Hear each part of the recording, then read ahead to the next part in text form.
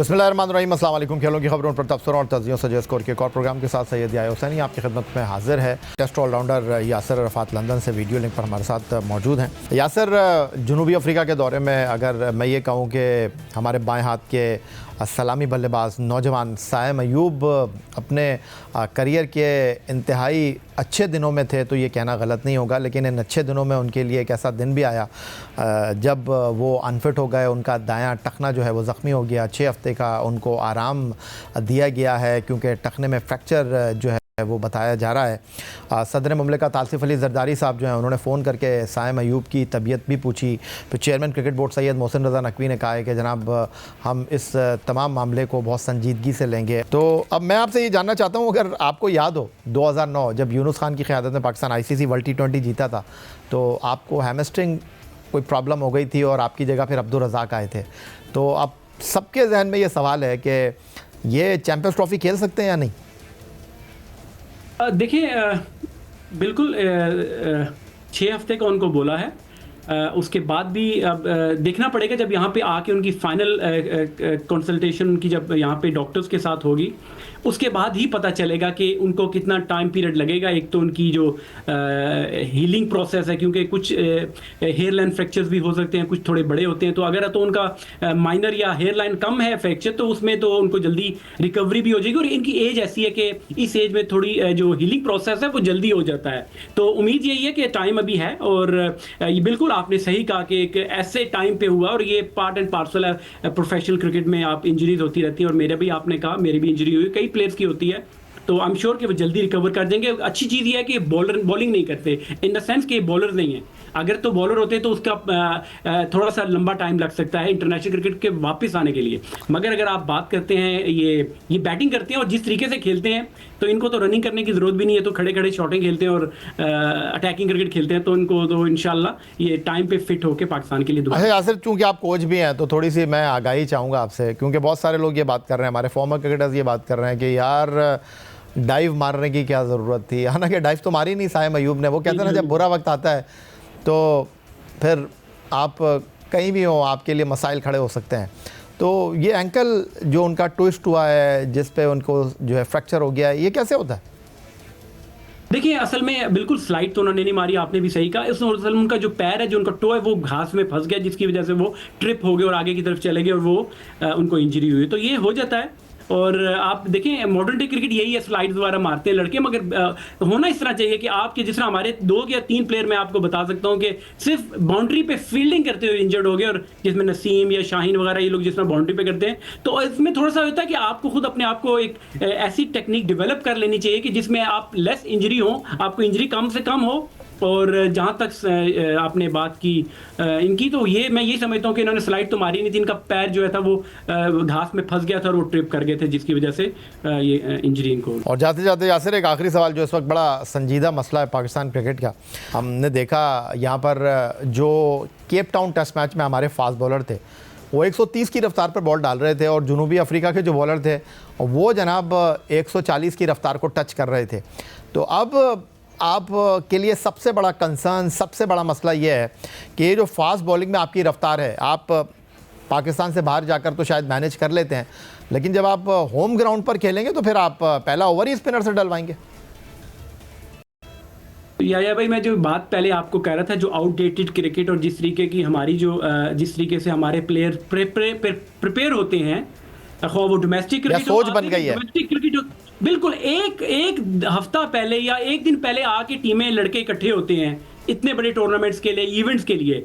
यहाँ पे तो आपको 4-4, 5-5 महीने पहले लड़कों को फर्स्ट क्लास के लिए तैयारियां करा देनी चाहिए। टेस्ट मैचेस हैं तो टेस्ट का कैंप लगना चाहिए। जिस मुल्क में जा रहे हैं वहां 1 हफ्ता 2 हफ्ता। मगर अब ये प्रॉब्लम ये है कि आप जितनी क्रिकेट हो चुकी है, T20 फॉर्मेट और इस तरह की चीजें होगी, उनको लड़कों को जब खेलना पड़ता है तो वहां पे मैटर ये करता है कि जो आपका कोचिंग स्टाफ है वो लॉन्ग टर्म प्लानिंग क्या करते हैं कि जिस तरीके से हॉर्सेस फॉर कोर्सेज, आपने अपने प्लेयर्स को जो है वो अलहदा कर लेना है। कि जो आपके जिस तरह अब्बास हैं, अब्बास अगर यहाँ पे इफेक्टिव इफेक्टिव हैं तो ये आपको एशियन या पाकिस्तानी कंडीशन पे आपको इफेक्टिव नहीं होंगे। वहां पर आपको पेसी बॉलर्स होंगे, मगर ये नहीं है कि आप घर से उठा के लड़कों को बुलाएं। और अगर आप साउथ अफ्रीका में आपका कोचिंग स्टाफ या टीम बैठी है तो एक ऐसी टीम भी होनी चाहिए जो कि पाकिस्तान में उन लड़कों को, जिन लड़कों ने आगे मैचेस खेलने हैं, उनके लिए 1-2 हफ्ते का ऑलरेडी कैंप लगाएं ताकि वो मेंटली और फिजिकली तैयार हो। जाके देखिए अभी यही प्रॉब्लम है, बिग क्वेश्चन मार्क उन पाकिस्तानी फास्ट बॉलर्स की। अगर वो पहले इनिंग में अगर वो 120-25 की स्पीड से कर रहे हैं तो चौथी इनिंग या सेकंड इनिंग में हमारे प्लेयर इस काबिल हैं कि वो दोबारा आके ग्राउंड में आके उसी लेवल की बॉलिंग करें। तो ये पाकिस्तान के जो थिंक टैंक है, पाकिस्तान क्रिकेट बोर्ड को ये सोचना पड़ेगा कि ये आपने अपने प्लेयर्स को सेपरेट करना है। ये T20 लीग में जिस तरह लड़के अभी भी जा रहे हैं, अगर आपने चैंपियंस ट्रॉफी आपके सामने है तो आपके प्रीमियम बॉलर बांग्लादेश में आपकी फर्स्ट क्लास लड़के, फाइनल चल रहा था ये इस पे UBL कॉम्प्लेक्स कराची में, आपकी आधे से ज्यादा लड़के जो हैं वो लीगें खेल रहे हैं। तो ये यहाँ से आपको पता चलता है कि आपकी सीरियसनेस कितनी है। Test allrounder Yasir Arfat London से वीडियो लिंक पर हमारे साथ मौजूद हैं। गुफ्तगू के सिलसिला को अरफात के साथ मज़ीद बढ़ाएंगे एक ब्रेक के बाद।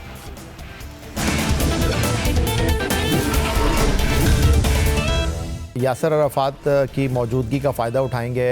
डोमेस्टिक क्रिकेट पाकिस्तान में बहुत खेले, फिर बैनुल-अक़वामी सतह पर मुख्तलिफ़ दुनिया की लीग्स में खेलने का यासिर अरफात के पास तजुर्बा रहा। अब एक क्वालिफाइड कोच की हैसियत से England and Wales cricket board का सर्टिफिकेट भी आपने हासिल किया और अब बतौर कोच खिदमत अंजाम दे रहे हैं। और कुछ अर्से पहले जब मोहम्मद हफीज़ पाकिस्तान क्रिकेट टीम के डायरेक्टर क्रिकेट थे तो टीम के साथ वाइट बॉल क्रिकेट में न्यूजीलैंड भी जाने का इत्तेफाक हुआ यासिर अरफात का। यासिर, कुछ अंडर 19 क्रिकेट के हवाले से मैं आपसे बात करना चाहूँगा। अंडर 19 क्रिकेट में बैनुल-अक़वामी सतह पर अगर देखा जाए तो काफ़ी मसरूफ़ कैलेंडर रहा पाकिस्तान का। अंडर 19 वर्ल्ड कप हम जनूबी अफ्रीका में खेले, फिर उसके बाद 2 एशिया कप क्रिकेट टूर्नामेंट खेलने का मौका मिला पाकिस्तान टीम को, और दोनों बार पाकिस्तान टीम ने रिवायती भारत की टीम को शिकस्त दी। लेकिन हर टूर्नामेंट में पाकिस्तान अंडर 19 टीम जो है कभी फ़ाइनल तो कभी सेमीफ़ाइनल से आगे बढ़ नहीं पाई। और दूसरी तरफ अगर डोमेस्टिक सतह पर मैं बात करता हूँ तो डोमेस्टिक क्रिकेट का कैलेंडर स्टार्ट हो चुका है। सितंबर से जनवरी 2025 तक चैम्पियंस वनडे टूर्नामेंट हो चुका है, चैम्पियंस T20 टूर्नामेंट हो चुका है जिसका डोमेस्टिक क्रिकेट में इजाफा हुआ है। प्रेसिडेंट वनडे कप हो चुका है, मुल्क का सबसे बड़ा क्लास टूर्नामेंट कायद-ए-आज़म ट्रॉफ़ी हो चुका है, और इंटर डिस्ट्रिक्ट सीनियर टूर्नामेंट का 3 रोज़ा टूर्नामेंट हो चुका है। लेकिन इस सारे अरसे में हमें अंडर 19 क्रिकेट कहीं दिखाई नहीं दे रही। थैंक यू याया। अच्छा, आपने जो बात की अंडर 19 के हवाले से, तो मैं ख़ुद भी बल्कि इस फेज़ से भी गुजरा और मैं पाकिस्तान के अंडर 19 के लिए खेला और वर्ल्ड कप भी खेला।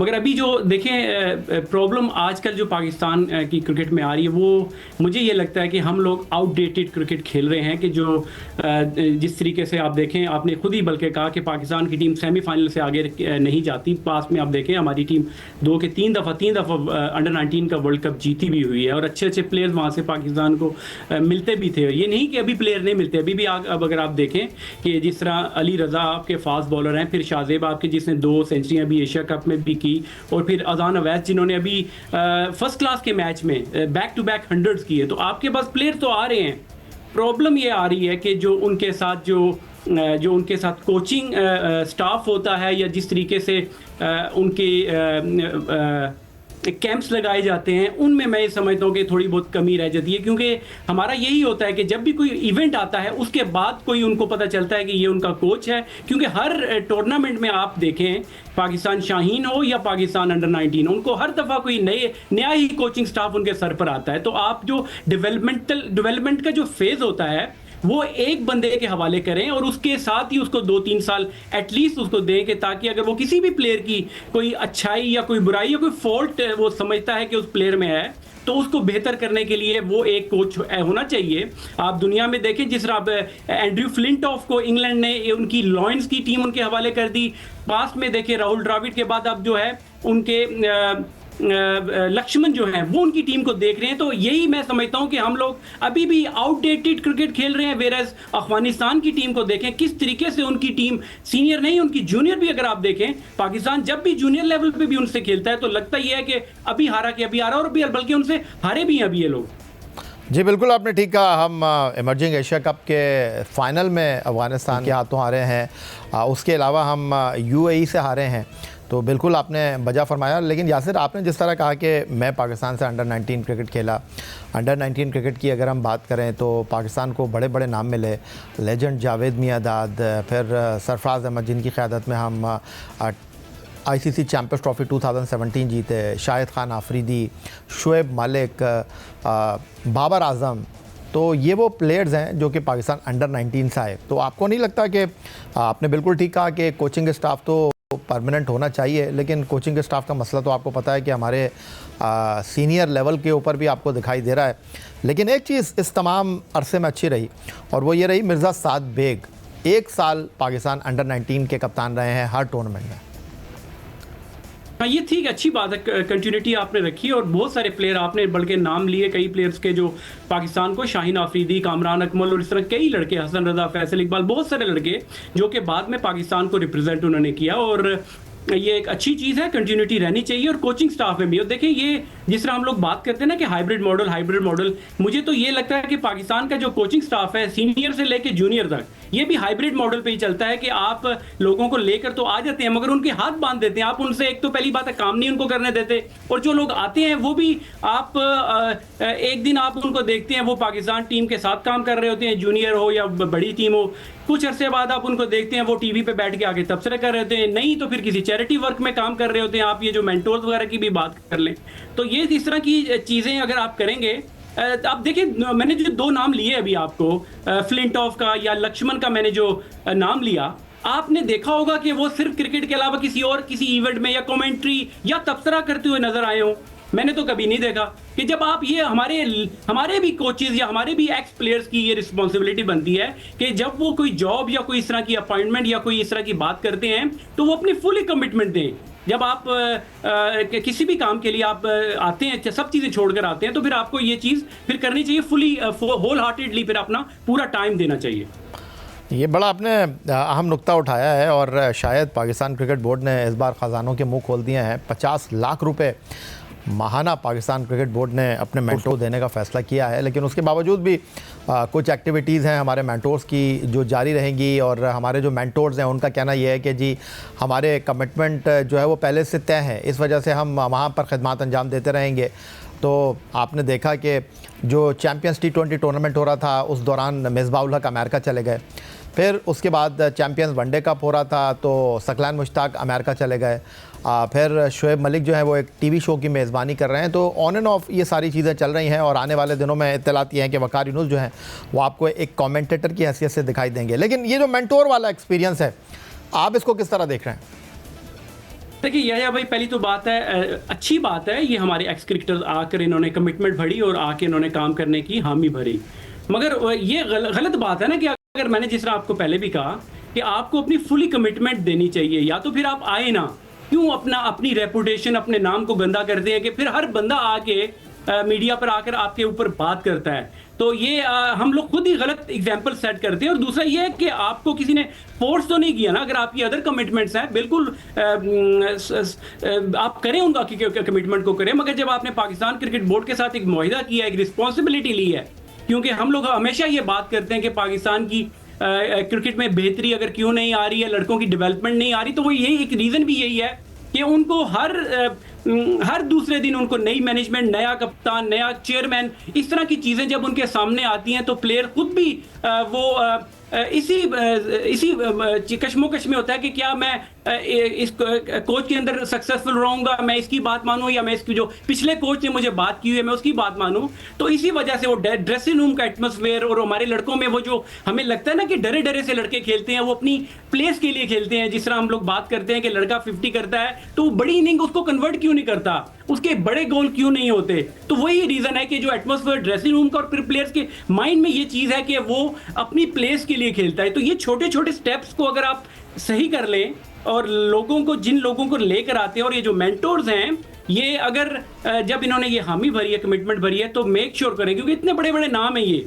देखिए आपने अगर वो फिर काम छोड़े, फिर PSL की अगर आपने खेलनी, आप PSL भी आपने खेलनी है, आपने तबसरे तजज़िये भी करने हैं, कमेंट्री भी करनी है, तो फिर बेहतर यही है कि आप ये जॉब छोड़ के वो काम करें और ये किसी और के हवाले करें। यासिर, ये जो आपका सवाल है, ये जो आपके कंसर्न है, वो अपनी जगह ठीक है, लेकिन अब तक जिस अंदाज़ में मेंटोर ने काम किया है, पाकिस्तान क्रिकेट बोर्ड ने एक नया कदम उठाया है। उन्होंने इस खेल से पाकिस्तान का नाम रोशन करने वाले लोगों को ही इस खेल को बेहतर बनाने के लिए जो है वो मैदान में उतारने का फ़ैसला किया है। ये जो 2 टूर्नामेंट हुए हैं, एक इकबाल स्टेडियम फैसलाबाद में चैम्पियंस वनडे कप हुआ, दूसरा पिंडी क्रिकेट स्टेडियम रावलपिंडी में चैम्पियंस T20 टूर्नामेंट हुआ। अगरचे ये कबल वक्त गुफ्तगू है, अभी तो ये टूर्नामेंट स्टार्ट हुए हैं, अभी तो क्रिकेट बोर्ड ने जिम्मेदारियां दी हैं, लेकिन इन 2 टूर्नामेंट में कुछ आपको अलग नज़र आया, कुछ आपको बेहतरी की गुंजाइश दिखाई दी? देखिए, होता है बहुत सारे लड़कों को अपॉर्चुनिटी देखिए इन्हीं टूर्नामेंट्स की वजह से मिलती है, और कई लड़के आपके सामने नज़रों के सामने जो कि किसी भी हवाले से वो टीम्स फर्स्ट क्लास की टीम में अगर सेलेक्ट होके नहीं आ सके तो इन वनडे और ये T20 टूर्नामेंट्स की वजह से लोगों की नज़रों में आ जाते हैं, क्योंकि हर मैच जो होता है टेलीवाइज होता है। ये एक हद तक ये चीज़ अच्छी है, मगर अगर आप कहें जिस तरह मैंने शुरू में बात की कि हम लोग आउटडेटेड क्रिकेट खेल रहे हैं, कि जो कि बाकी मुल्कों में इस तरह कहीं पे भी नहीं होता। अच्छा यासिर, थोड़ा सा आप इसको अगर डिस्क्राइब करना चाहिए, जो आउटडेटेड क्रिकेट, इससे क्या मतलब है आपकी? देखिए, आउटडेटेड का ये मतलब होता है कि आप थोड़ा सा पीछे चले जाएं। जिस अंडर 19 की बात की, एक स्ट्रक्चर होता है कि जो थ्रू आउट द ईयर चलता है। सिमिलरली जो फर्स्ट क्लास क्रिकेट होती है, मैं उसकी बात कर रहा हूं कि अभी इंग्लैंड क्रिकेट का अगर सीजन खत्म होता है सितंबर में, तो एंड ऑफ सितंबर या फर्स्ट वीक ऑफ अक्टूबर में अगले साल का जो है वो फर्स्ट क्लास का स्केड्यूल आ जाता है। कोचेज अपॉइंट हो जाते हैं, उनको पता होता है कि उन्होंने क्या करना है। Pre season strength and conditioning करनी है, उसके बाद उन्होंने अगर स्किल का काम करना है, फिर प्री सीजन होना है, और फिर सीजन जो 5 महीने खेलने हैं। तो ये छोटी छोटी चीजें हैं जो कि आगे जाके रिजल्ट्स अच्छे देती हैं। तो मेरा आउटडेटेड का मतलब यही है कि हम लोग हर चीज जो है हफ्ते के बाद या अगले दिन का प्लान हमें नहीं पता होता कि लॉन्ग टर्म हमने प्लान क्या किया हुआ है। सिमिलरली ये जो टूर्नामेंट पर्टिकुलरली आप बात कर रहे हैं, ये कहां पे होता है कि एक ही ग्राउंड, एक ही वो स्क्वायर पे पूरा टूर्नामेंट आप करा देते हैं। इस तरह तो आपको लड़कों की क्वालिटी, एबिलिटी और बाउंड्रीज, जिस तरह छोटी छोटी बाउंड्रीज पे आप खेलते हैं, मैं तो बल्कि हमारी डोमेस्टिक क्रिकेट को ये कहूंगा कि जिस तरह हमारी मुल्क की तालीम का निज़ाम है कि गवर्नमेंट स्कूल की तालीम हमारी होती है, पाकिस्तान डोमेस्टिक क्रिकेट भी गवर्नमेंट स्कूल की तालीम की तरह ही चल रही है। जिस तरह के प्राइवेट स्कूलों में जिस तरह के डिटेल्ड में काम होता है, हर चीज का, स्किल का डिफरेंट कोचेस जिस तरह होते हैं, या हर सब्जेक्ट का डिफरेंट टीचर होता है, तो इस तरह की चीजें, इसीलिए मेरा कहने का मकसद यही है कि आउटडेटेड है कि आप हर प्लेयर को एक ही तरीके से हाँक रहे हैं। हाँक तो नहीं, जरा गलत हो जाएगा, एक ही तरीके से कोच करें, क्योंकि हर प्लेयर जो होता है वो डिफरेंट, हर एबिलिटी डिफरेंट होती है, उसका सीखने का, उसकी स्ट्रेंथ, ये हर चीजें मुख्तलिफ होती हैं दूसरे प्लेयर से। बहुत शुक्रिया यासिर अरफात, हमें लंदन से वीडियो लिंक पर ज्वाइन करने के लिए। टेस्ट ऑलराउंडर की गुफ्तगू आपने सुनी और पाकिस्तान क्रिकेट में बेहतरी के हवाले से जो उनके ख़यालात थे आपने उन्हीं की ज़बानी सुने। यही आज का हमारा प्रोग्राम था। आप एक्स अकाउंट पर हमें फॉलो कर सकते हैं, हमें ईमेल कर सकते हैं, अपनी राय से आगाह कर सकते हैं score@geo.tv पर। इस दुआ, इस उम्मीद, इस तवक्को के साथ कि पाकिस्तान में खेल और खिलाड़ी तरक्की करते रहें, सैयद याहिया हुसैन को स्कोर की पूरी टीम के साथ अगले प्रोग्राम तक के लिए इजाज़त दीजिए। अल्लाह हाफ़िज़।